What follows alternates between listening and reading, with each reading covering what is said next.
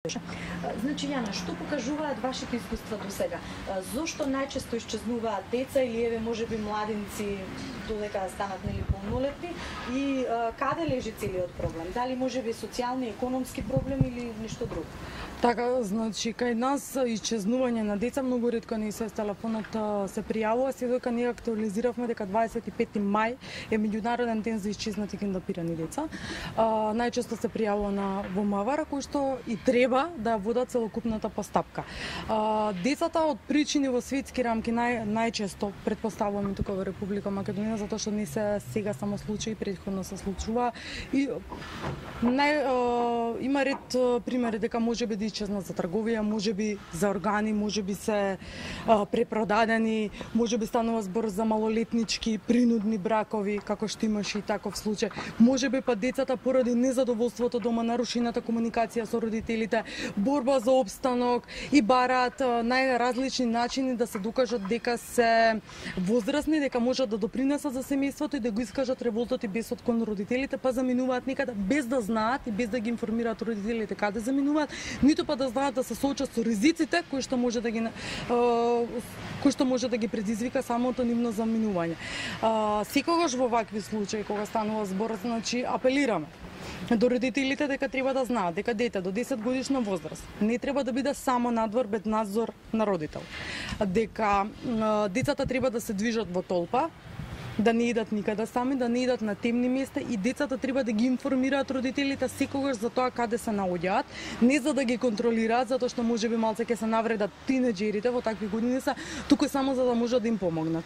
Исто така е важно, значи, за тие кои што се во адолесцентниот период да знаат дека стопирање на возила, качување во возило со непознати лица, макар биле тие и релативно на нивна возраст, е ризично и не е безбедно, затоа што не секогаш се знае каде можат да завршат и со кој човек имаат работа. Она што е ваша идеја и иницијатива е воведување на број кој што би помогналите токму конкретно за вака исчезнати деца, исчезнати лица. Зашто всушност се работи и што зборува европската пракса на ова прашање?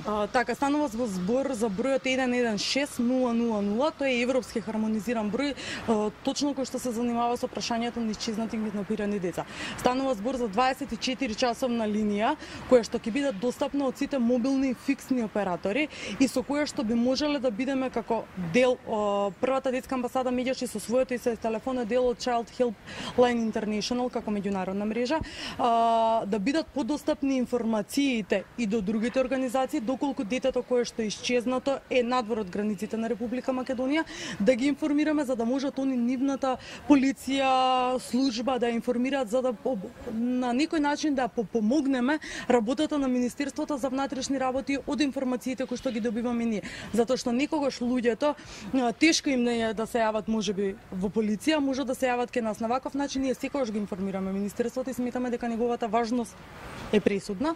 Меѓутоа, на ваков начин ќе биде подостапен до сите, ќе се чувствуваат послободни да се јават и многу побрза би била комуникацијата. Ние соработуваме со Smile of the Children од Грција, каде што веќе е воведено во број, каде што работат повеќе оператори, каде што е поддржано, значи финансиски и на таков начин во рок од неколку часа деца кои што се исчезнати од Романија, од Италија, а биле на територија на Република Грција, по конкретниот случај, побрзо се наоѓаат затоа што конекциите се многу побрзи. Од пресудно значење да имаме 24 часа на линија, каде што 24 часа ќе можат да пријават и ние да имаме поголема на таков начин подобра соработка. Веќе имавме состаноци, Министерството е отворено за соработка, како и Агенцијата за електронски комуникации на Република Македонија. Кога би очекувале да стартува ваков еден број? Нашите иницијативи се од целиот овој процес и за бројот 116111, кој што е општ за ИСОС телефон за било какви проблеми кои што можат да се јават, иницијативи се години наназад. Проблемот е во тоа што не достигаат финансиски ресурси, затоа што покривање на еден таков број значи човечки ресурси, значи вложување во не само во инвентар, туку техничка поддршка и така натаму.